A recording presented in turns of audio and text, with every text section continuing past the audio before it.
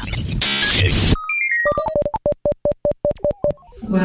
to the Barker Podcast Collection.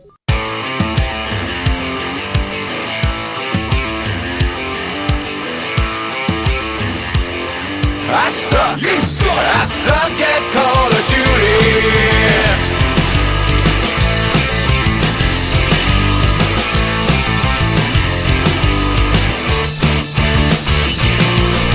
Welcome to the Not Playing Podcast. My name's Rob Howard, and today I'm joined by Marcus Hurley. And Will. So yeah, we're back again. We're now in February of this glorious year 2021. Hey! Feel the excitement. Yeah. Look how many games didn't come out. Yeah, well, everything's been delayed, but we have had a few announcements since we last sat down to chat. And it's quite funny because each one of these is involving a property that I have, resembles like one of the things that I used to. They kind of go back right to my childhood, as they tend to do. Definitely. So the first one we got is the IO Interactive, those chaps what make Hitman. Actually, that's a game that has come out, but I don't think any of us have played it. Not yet. They are making, those who make Hitman, their next game is going to be a James Bond game. Who wouldn't want a James Bond game where you can wander around, be Bond, but by the guys that can understand the sheer madness of a Hitman game? I know. It just feels like the perfect engine as well, doesn't it? Bearing in mind the locations, meeting people, just from my experiences from previous Hitman games. I don't know if it'll be like that. I was thinking actually about this earlier, and I think they might use it as an excuse to kind of just do something completely different. Well, a lot more action. It's going to be I was going to GoldenEye. say, it can't be a Bond game without car chases, in my opinion. And this is when it's quite interesting to see collaborations between developers. I mean, the one that springs to mind is Rage 2. So they brought in, might have been Mad Max actually. They brought in one company that was really good at driving games, and one that was good at first person shooters. This might be quite an interesting one if they can collaborate or get dev skills from other areas. I mean, they do what they do superbly. But, maybe they can do other stuff superbly as well. What's quite cool, though, is that IO Interactive decided to kind of go out on their own. They bought themselves back, didn't they? Well, they got sold off by Eidos, I think it was. But then they bought the Hitman franchise off them and decided to carry on with it, which is great because they get all the revenue for all those games. And by all accounts, Hitman 3 has been very highly regarded from a lot of sources. Yeah, my trouble with the Hitman games, and I have played quite a few of them over the years, is I lack patience. I would rather walk in and shoot someone in the head. I mean, obviously stealthily, because that's the way I play, but all of this wandering round to take this bit of an outfit to work into this area, to sabotage this bit of kit, to then go back and do this and do that. No, I just want to get a lead pipe and do it. Yeah, you've got to be subtle in games like that. Yeah. It requires a bit of planning and a bit of improvisation.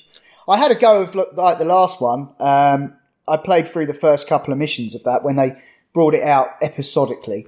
Yeah. And it was okay, and it gives you do feel quite empowered to try different things. You can save scum your way through it, and it's quite satisfying. But they're puzzle games at the end of the day, and that's the best way to get through the level, isn't it? They're almost like adventure games, but with the option of shooting and killing people along the way. It's like a point and click, but you're walking around, I can definitely see why it appeals to some people. Yeah, I mean, I think the only problem I find is that when you've played a couple of them, even the previous ones, the newer ones don't really differ because they are what they are. And I think with a Bond game... Sorry, go on. Yeah, no, I was just saying, I think that's what the Bond game will be for, is so they can try different things. I think with a Bond game, I'd be looking for more dialogue. Right, I'd be looking for quite a lot of dialogue and dialogue choices. If you're going to be James Bond, you want to be able to say the Bond lines, right? That's critical. You need to be able to seduce. You need to be able to kill. You need to basically have a car that's basically a tank in disguise as a sports car. There are key tenets to a Bond game. I think the assassination's one thing, but it's not just going to be about killing, is it? It's going to be about discovering and sabotaging and taking information and finding out about worldwide plots. And I think it's quite exciting. I'd definitely be willing to take a look. Like I said, the last couple of Hitman games, the locations were really cool. Like you had there was one part where you were in that building in Kuala Lumpur, the two towers with the bridge, and you could actually climb on the outside of the building and go wandering around. So you could they're used to going to locations and picking up, basic missions there, which feels very Bond-like anyway. It's just the guy acting them out. Wasn't. Yeah, well, that's it. I mean, the Hitman character is very much a faceless assassin type, whereas with Bond, he is anything but faceless, and it'll be interesting to see how they play that card. But yeah, I think it's pretty exciting. Cool, yeah. So as well as that, we also had the announcement that Ubisoft are going to be making an open-world Star Wars game. Oh, you see, I've never been much of a fan of the Ubisoft open-world games, so I'm not really... Oh, no, hang on, yes. It's basically all that you play. Well, it's not all that I play, but the trouble is there's such time sink. If you look proportionately, yes, I spend a lot of time in those worlds because Ubisoft are very good at crafting them. And I am not... I would like to see a... I don't know what I'd like to see. I'd like to see an accessible and interesting and lore-filled homage to the universe, hopefully set in a totally unfamiliar time period. I'd like to actually see that Bounty Hunter game. Not Mandalorian, but the Bounty Hunter game that was being planned years ago by no, it wasn't Naughty Dog, was it? It was, it must have been Electronic Arts, but... It was, it was EA with Amy Hennig, who was what's on the Uncharted games. Yeah, I would like to see a bit of a re-emergence of some of the principles of that. But yeah, essentially open world, but Bounty Hunter works. I think Jedi would work as well to an extent because I like the idea of lightsaber combat, frankly. I'm an absolute sucker for, melee. I think you guys have hit it on the nail on the head. I think they pulled that title, the unnamed sort of outer world Star Wars thing. Mandalorian came along, which was this slightly grittier, dirty outer worlds. Essentially the TV series version of what that game could have been in a slightly lighter form. And now they've kind of gone, oh crap, people do like that sort of thing. And now they've probably just turned it round and they're going to spearhead something.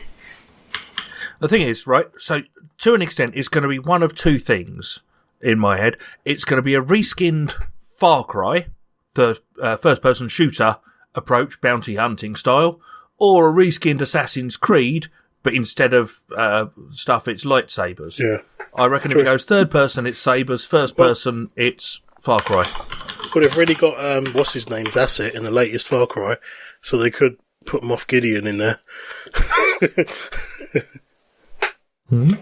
I reckon it'll be Mandalorian orientated. If they've already got Moff Gideon's likeness. Because he's already in the latest Far Cry. Licensing, but I've realised, it's Disney giving the licence. They could make Mandalorian the game, or he's not the Mandalorian, but a Mandalorian. Yeah, I think EA had like 10 years or something exclusivity deal, and by the time this comes out, it won't be. It will be. They'll be able to release it within 10 years. Yeah, we're 8.5 years in or something now. Yeah, so I reckon it will be something. If it's open world, I mean, I'd love it if they could have some kind of space combat in there as well. It's probably a lot to ask. Maybe that'll come later. I think a couple of years ago we had a discussion on this podcast about like your ideal Star Wars game, and I think I need to try and dig it out and listen to what I said once I know a little bit more about this one. Yeah. I can't remember off the top of my head what I probably would have said, but I'm guessing it would have been a much lighter version of like Elite, where you're essentially like a Han Solo style smuggler character, or you could choose to be a smuggler, or you could choose to be a rebel. I think the bounty hunter idea is a no-brainer. First of all, it involves killing stuff, which most of Ubisoft's open world games do involve some of, especially of the assassination variety. And then there's like the different approaches, melee, ranged, maybe even a bit of aerial stuff, if that's, possible. Well, now we're going into this. This is pure conjecture, naturally, but I'm kind of having this. It's Ubisoft. They try and do a thing to please everyone. So I wonder if there would be a smuggler playstyle and a bounty hunter playstyle, or bounty hunter missions, smuggler missions, trainee Jedi, Sith missions. If you see what I mean, you can pick the way you go down. That would feel or story sort of a story that would make you play these different characters through it. Yeah, I'm thinking a story option where you would go through as a single character. Maybe you'd have a Jedi main quest, but you could have side missions to bounty hunt or to smuggle or to this sort of stuff. That could be quite cool. What would be quite interesting, because an open world is an open world, but Star Wars is more of an open universe, and see how they play that, open galaxy. Yeah. Yeah, that's very true. Sounds pretty frickin' kinky to me. Yeah. Oh no, there's so many possibilities. It's healthy to speculate. And what else can we do? Well, we may stage? just find that Far Cry 7 is actually Far Cry Sith. See what you did there. I'm quite pleased with that. You would be. Right, so as well as on the Lucasfilm front, there's also been the announcement that Machine Sorry, Games... Rob. I know this is delayed reaction, but I should have just said, because it's too late for it to be the 4th. Anyway, please continue. Okay. Are you sure you haven't got any more? Go on. Don't. This one's not worth our trouble. Let's move on. This is not the joke you're looking for, Rob. So we've got Indiana Jones game coming from Machine Games, who did Wolfenstein. Yes, who are now owned by Bethesda. Thank you. So who will soon be owned by Microsoft. Yes. Yeah, and that's been a lot of the chat around this has been like whether or not that will be, whether it'll end up being exclusive. Indiana Jones or the helpful paperclip of Windows. I was going to say Indiana Jones on the xCloud of Doom, but I quite like the helpful paperclip of Windows, but yeah. I freaking love Machine Games. I mean, I can only talk to the two main Wolfenstein games and the spin-offs, really. I don't really know what they did before that. Maybe it's stuff I played, but God, the Wolfenstein games, they tell a story. If there's a software house that knows how to kill frickin' Nazis, that'll put a smile on most people's face. Well, take that's the most it. evil people in history, and you get to mow them down. You can't go wrong, really, can you? It's like... I'll be honest. Killing baddies is good, but there's a certain additional pleasure in, particularly the mechanised undead robo-Nazis and all of that shit, which we probably won't get. I don't think Indiana Jones will be quite as tongue-in-cheek as Wolfenstein. Unless it's set in the future. Oh, what if it's a Wolfenstein game with Indy? Oh, Indenstein. No, that doesn't work.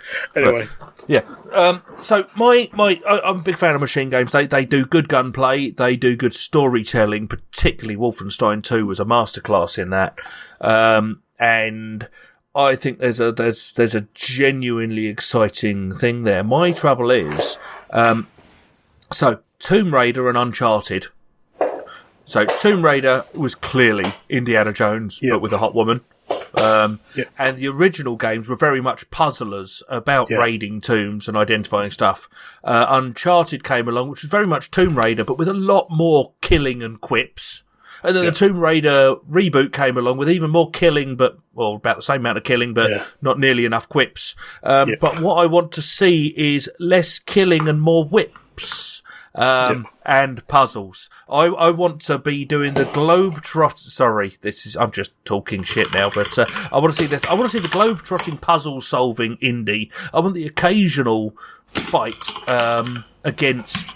I mean, always the Nazis. He gets captured and there's fights, but it's not Indiana Jones is not a fighting film. It's an adventure film. It's about surviving traps and solving puzzles and mysteries and occasionally evading and occasionally fighting the Nazis. But he evades them more than anything. It's about the excitement and the adrenaline and not about gunning down hordes. That is what I'm hoping for here. And I'm hoping Machine Games have had enough of gunning down hordes of Nazis and can just give us a couple to take out whilst they tell us an amazing story full of adrenaline and adventure. Yeah, I quite enjoyed The Emperor's Tomb, which came out in 2003, so that was a very long time ago now. What's it? Sorry, doesn't ring the faintest of bells for me. Indiana Jones and The Emperor's Tomb. Okay. It was. Sorry, I wasn't certain if you were saying it person- was a Machine Games game or what. Okay, yeah. No, it was like a third-person action game. Yeah, I think I played it on the original Xbox. And that was not a bad game at all. There was another one as well called The Staff of Kings that came later. I do recall that in 2009, but I don't think that was that well received. The trouble is these days, a AAA game would be expected to have a plot lasting, let's say, 15 hours at a minimum. These days, 10 to 15 hours for what we would call a short game now.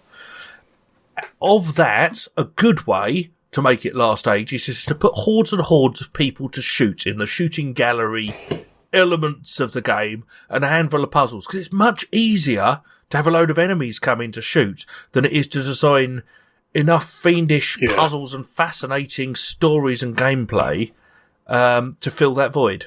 Would be my gut instinct. It also explains the Fast and Furious films. Yeah, but they're following the Looney Tunes formula. I can't imagine it straying too far from like the Uncharted type blueprint. You know, that's kind. You know, and then I know it is like the kind of like the snaky but eating its how own head many a bit, people like, has Drake killed? I just don't think Indy should be a mass murderer. He should fight to defend himself, but not taking out entire armies with the machine guns. I just feel there should be a... Indy, to me, is actually a peace-loving professor. I think that's the trick. Well, if it's called Indiana Jones First Blood, you know where it's going. Oh, that would be brilliant. I think if I'd like to hope that there are some more interesting ways of engaging with the game than just shooting everyone. Yeah, that's not very indie. I agree. No. And the games that Emperor's Tomb game that I played before was much more about the exploration, using the whip to get around. Yeah, the traversal it doesn't from the look whip. too bad. I'm looking at screenshots of it. Actually, it looks very indie for its time. A bit of fisticuffs, maybe, like, you know, I mean, there's where it's not like fatal execution. There's a screenshot where he's got a machine gun going, but that's kind of understandable because there is a tank coming towards him. So, But here we go. Yeah, it's all right. Yeah, pistol versus tank is fine. Yeah, but he's got a machine gun in this. Is which but here we go. A AAA indie game incoming. Yeah. I don't know. I think it'll be cool. Enough nods and stuff and everything. It's got to have the Ark of the Covenant. It's got to have a crystal skull somewhere as an Easter egg, and then where he picks it up and goes, "Oh, I had a bad dream about this once." Here's an interesting one. Okay, so I've had a thought here. Right, so Indiana Jones, I would feel that they should go down the path of young Indy. Because young Indy, who was River Phoenix in The Last Crusade, is relatively forgettable and old and dated. But to everyone else, you picture Indiana Jones and you picture Harrison Ford, and you get Harrison Ford's voice. But if you go with young Indy, like the Tomb Raider reboot, you might be able to embed in people's heads this other point. Oh, there was a young Indiana Jones game, and there was even a TV series in my head. Film. Okay. There's a film as well, yeah. But yes, I remember do you see what I mean? If they dial it back so far that he no longer needs to look and sound like the Harrison Ford in our heads, and show the how Indy cut his teeth thing, not just the fighting on top of trains. I watched Last Crusade quite recently with the kids, and being given his hat and all of that. But all of that wonderful adventurous stuff. I think set pieces almost throughout with puzzle sections, but like you get in that scene in Indiana Jones and the Last Crusade when he's on top of a train that's full of zoo animals and he's fighting out that and different animals and going through and doing all of that stuff. That feels to me like big old set pieces with puzzles interspersed and occasional combat, I think is what I'd want to see. Sorry. Yeah. I'm over focusing right. on this. I just don't want it to be basically Wolfenstein 4. This time Indeed. he's got a cool hat. Yeah. Well, these are all problems that I think will be solved by the next movie that's out next year, apparently, if What? IMDb is to be believed. Steven Spielberg was going to be doing a 5th Indiana Jones film. With Ford. But with Harrison Ford, yeah. It's going to be called... But he stepped down. It's going to be called Indiana Jones and the Missing People. Because it's going to be filmed during 2020. Indiana Jones, Yeah. the mobility scooter. Well, it certainly won't be set in COVID because he would be long dead by now. Yeah. No, because that's he a very drank good from point. the Holy Grail. Was that explained in Kingdom of the Crystal Skull? How he managed to drink from the Holy Grail, which grants you eternal life, except he's quite a bit older now. Well, you can get older, you just can't die. Oh, fair point. Yeah, okay. But they could do all kinds of things with that. They say it's got Harrison Ford in it, but I think it would be quite cool if they were to like maybe bookend it with him and maybe like reboot it with a Hand new it actor. over. Young Indy again. Well, because it's a valuable property, and he has been played by other people on like the Disney rides and stuff. I know he's iconic for having that character, but I think if they want any longevity out of Indy, they have to reboot it. The guy is 80 odd now. Yeah. I'm I'm not going to Google that, but yeah. And the game would go a long way to kind of help people swallowing that. Yeah. And the fact that like loads of people younger than us who think of that old film Haven't the faintest I think idea. it's right. Couldn't give a shit. They've heard of Indiana Jones, but they don't have like Harrison Ford in their heads. Yeah, I know what you mean. No. Yeah. I mean, it's I just agree. because they. It's only because the films have been so few and far between that they haven't really been able to do like a Bond with it. They could do it's the about time. Avengers route, as Squeenix did with the game. Everyone's got these people in their head, and you get all the fanboys screaming, Exactly. "It's not been voiced by Harrison Ford, and it doesn't look exactly like Harrison Ford. Therefore, it is not Indiana Jones." But so Indiana what? Jones and the Multiverse of Madness. But does it matter if it's someone who can do a good enough impression? Because it is voice acting after all. Oh, and there's the question. Because the old games, it didn't matter because there was no fucking voiceover And in still, it. I still don't think it will. I think there are more than enough people out there who can probably do a decent enough impression of Indiana Jones. No, you know what? I want a Pakistani Indiana Jones. Oh God, here we go. This is getting cut. It's not cool to do. It's not cool to do impressions, Marcus. That's just not the way. Really? Why? No, Is it? because it's lame as fuck. Hang on, no. Well, isn't that what think voice acting is, though? even if you didn't do an Indiana Jones accent, but Indiana Jones voice, but you replicated the accent, the drawl Exactly, that he the does. tone, the intonation. I meant voice acting, not an impressionist. Yeah, so not trying to be Harrison Ford, but trying I'm to not saying sound Punt like from Indiana Punt. Jones. I'm not saying Hugh Dennis turns up and does an impression of him either.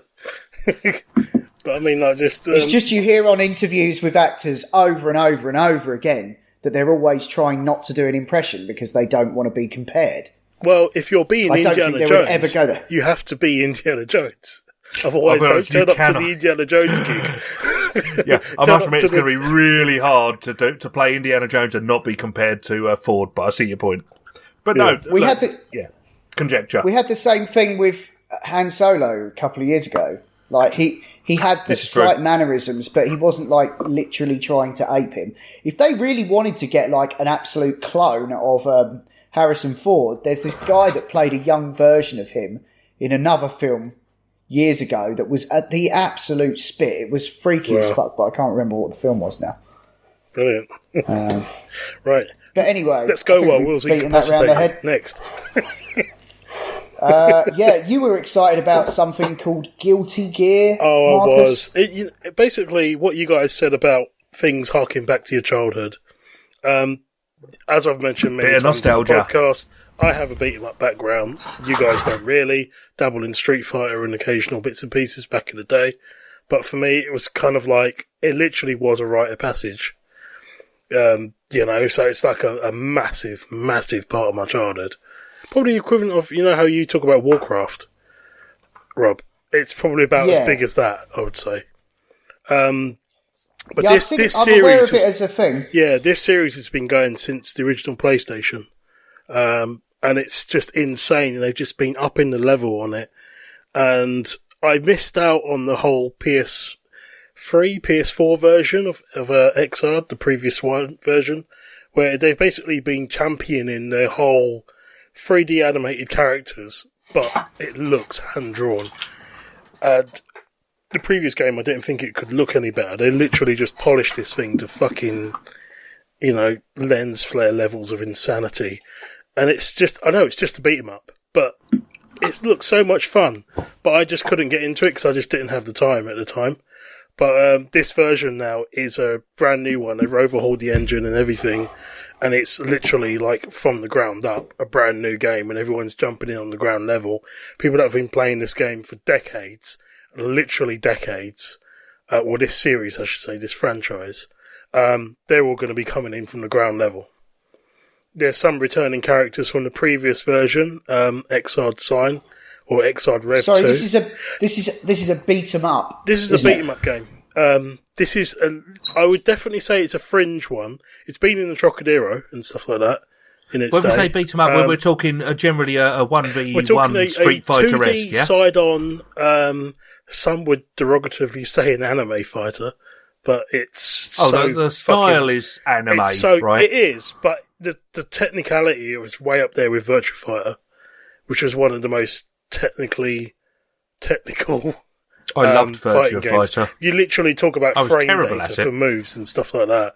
You literally, people take this information and treat it how people would plan raids on dungeons. It's insane.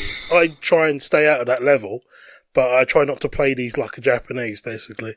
But I've been pulled in, and just today, me and my brothers were having a conversation on WhatsApp about the beta, and one of my younger brothers, he's already pre-ordered it, so he's jumping in now.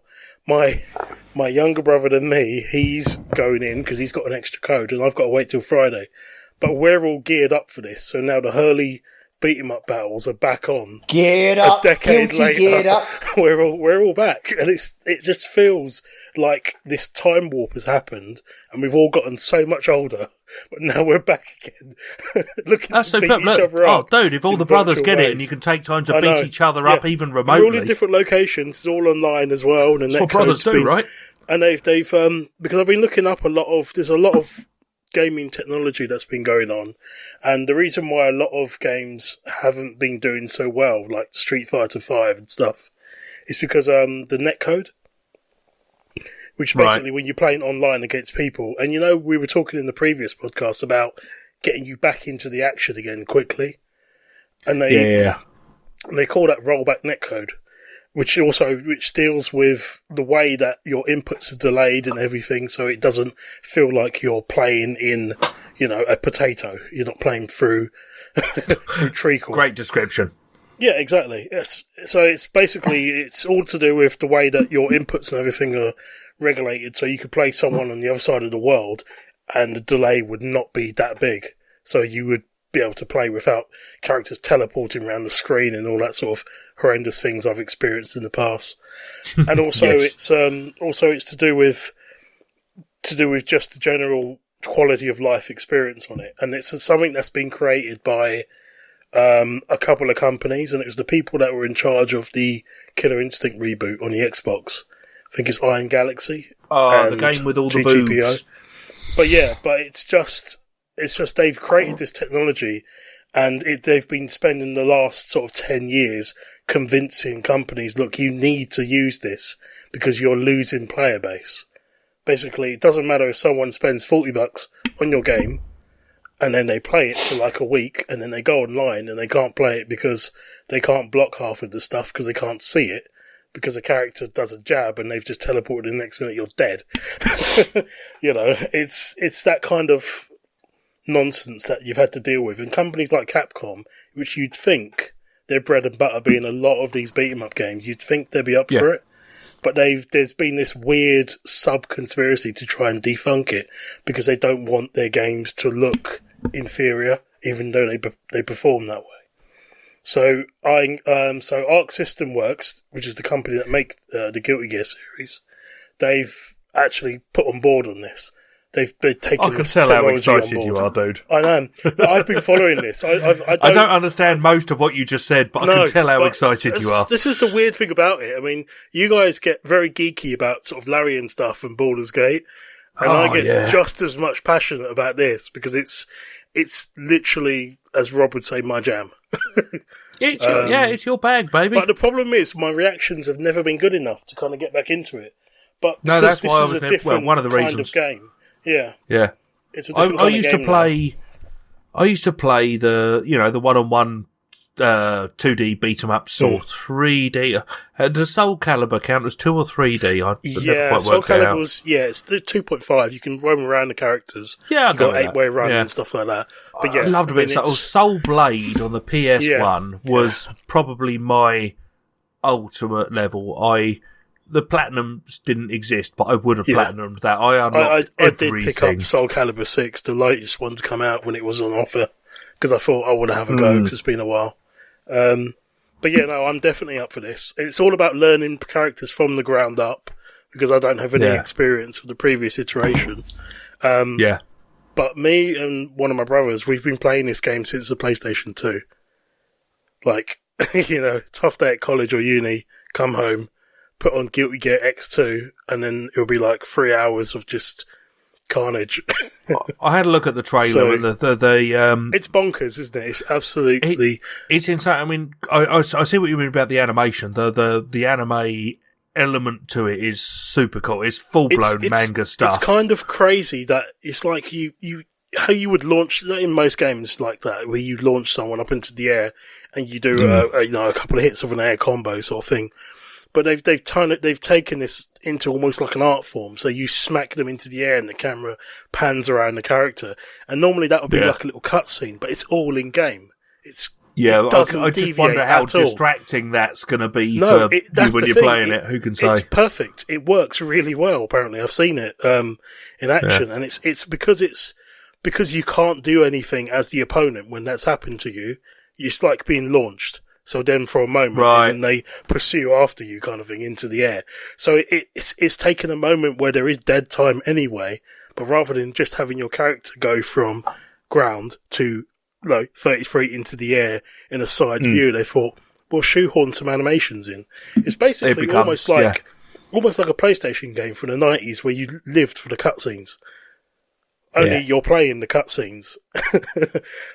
Sounds good. I don't know. I'm just really excited. I probably not explained it that well because I'm kind of very yabba yabble, but technical terms, Marcus. Technical terms. Yeah, no, I'm looking forward to it. There's a couple of characters that I used to use before and stuff, so I'm curious how much they've changed. But this game made me so geeky. I actually got an imported version of it, which didn't come out over here, and I was playing it on my chipped PlayStation 2. Nice. But yeah, I was really into this, but we'll have to see.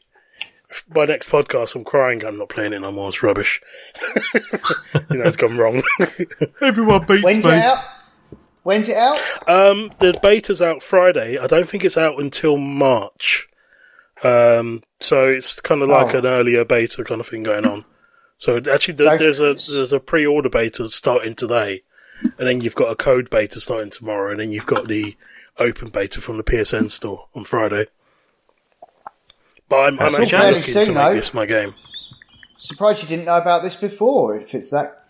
No, I've been following this for about a year, easily. But it's properly there on the radar. I was following the previous incarnation of it as well, which ported from the PS3 to PS4 era. 6th of April 2021. Is it? Okay, cool. Yeah. But I never jumped on the previous one because I thought, well, I don't think I'm quite up to it. And I wasn't going to put the time in and stuff like that, and I didn't know if any of my siblings were playing that, so... But yeah, we all seem to be on the same page with this, so yeah. Anyway. Cool. Sounds good. Right then, so we've just got one more bit of old news then. It is quite old now, isn't it? It will definitely, all of it will be fucking old by the time anyone hears this. But yeah, we got the news that Stadia's had a massive downgrade. 150 staff have been laid off, including Jade Raymond, who was there developing an original game. She was one of the producers on She was Assassin's Ubisoft, Creed. yeah. Yeah, so it's like they're kind of. It sounds like they're winding it down, really. From what I understand, what they're Maybe winding selling it down off. an element. They went into this saying we're going to release this amazing platform with all sorts of cool streaming capabilities, and we are going to also put out a load of games to attract people to the platform. I think what they're doing is they're winding down the games platforms because they're actually just looking for revenue from elsewhere because they've realised that they're not going to do the games, or not within the next 10 years. But they've probably found alternative revenue streams and approaches from other people using the platform. Sorry, that was my thought. When was that pick? yeah, I think there's going to be. I think they'll find other ways of making money off it. Oh, yeah. But the main thing is that I think that they were really hoping that Cyberpunk, they'd get some business out of that, because they had a really accessible, stable version of it that looked way better than the console It's just versions. a shame the game came out buggy as fuck regardless. Yeah, that's true. I think the bad reviews for that game massively just put people off. That's what they gambled on, though. Or no, it was straight after Cyberpunk, or shortly after Cyberpunk, they turned around and said, yeah, actually, we're not going to worry about trying to push this as a main games platform. Now, what's interesting to me is you've still got Amazon theoretically attempting to be a games platform, and in the nicest possible way, I say fuck Amazon. They're arseholes. I will not be doing that side of things. It's not like Sony and Microsoft are the good guys in this. Don't get me wrong, but I don't need to see Amazon in that bag. They will have to do something incredible. They are like the mafia, to be honest. Yeah, they really bully their way around any industry they get into, and it's not. But correct me if taken I'm wrong. lightly, They Sorry. literally do. Yeah, but correct me if I'm wrong, Rob, because I seem to recall you got basically a freebie from Google on this because no one was buying the Stadia, and you kind of signed up to it, and they sent you all sorts of surprisingly good shit, and you didn't have a bad time with Stadia, right? I logged in and I logged out, and then I got an email saying, "Would you like to try it on the telly?" So I was like, "Oh yeah, okay. If you send me the shit, I will." So I did. And For free. It works fine. Yep. I've had to unplug my Chromecast now because I've got too many things going into my telly. So are we quickly suggesting, and it may or may not still work for people who are listening, that if you just do that, you might get a free Chromecast out of this worst case? Did they send you the controller as well? Yeah. It's all in. It's the Pro. And what did this cost setup. you? Sorry, What did this cost? cost me nothing. Well, can I make a recommendation to people who are listening that fancy a thing for nothing that can't do any harm? Is sign up, have a look. Yep. Especially now they're giving it away. Yeah. Yeah, well, there was a deal. They were doing it because it's 129 quid, I think, normally the Pro deal.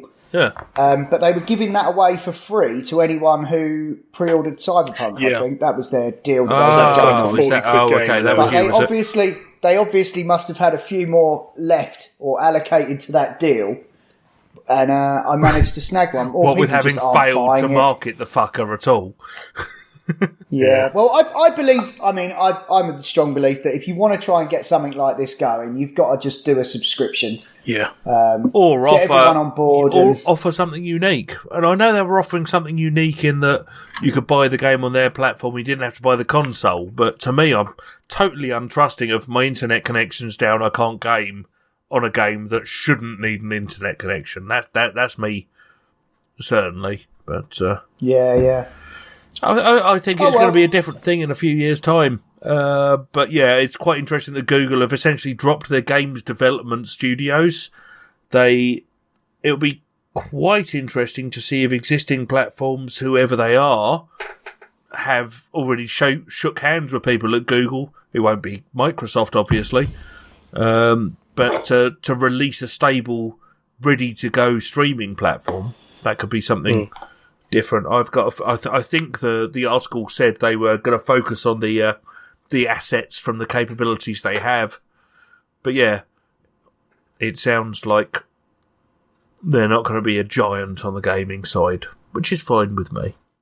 Do you think they're gonna offer it as a service or something?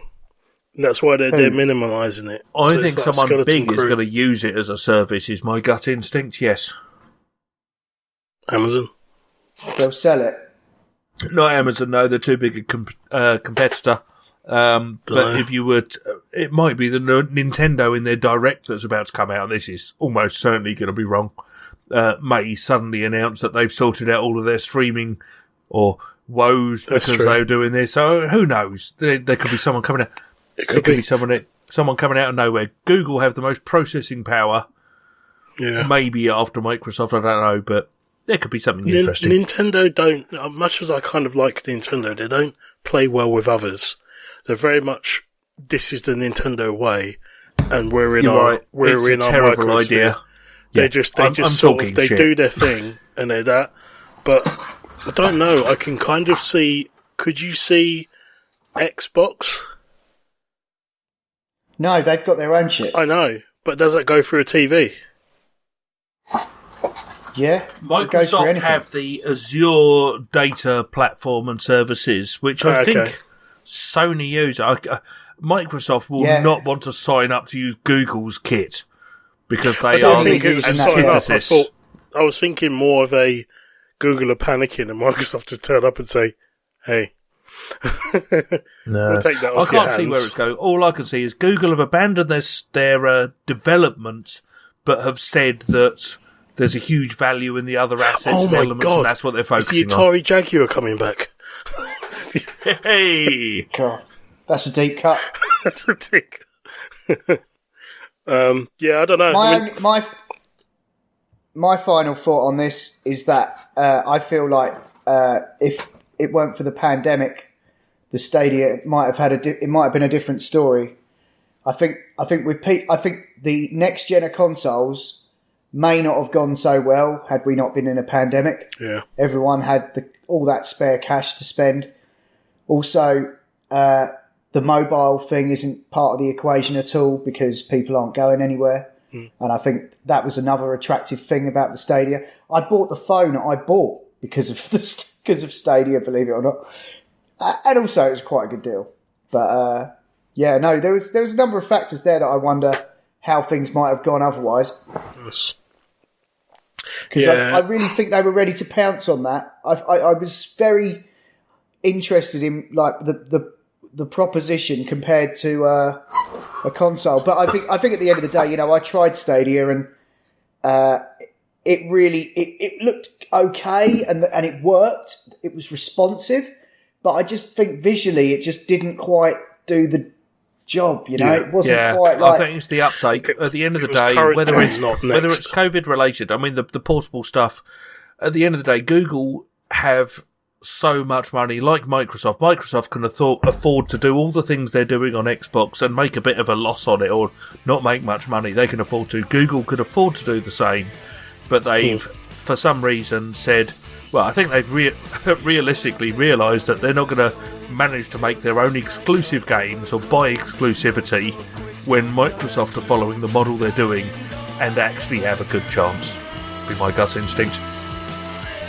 Thanks for listening to the Not Playing Podcast, part of the Not Listening Podcast Network, where you can also find the Not Watching Podcast, where me and Marcus talk about movies and TV, and the Not Listening Podcast, where you can hear Adam, Ash and Will talk about all kinds of nonsensical nonsense.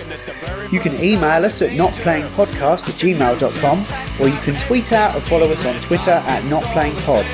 You can find the show notes for all our shows at notlistening.co.uk. And if you like what you've heard there, please do leave us a review. Anyway, that's all for now. Until next time, stay safe out there. When I'm inclined to agree 'cause I suck. I suck at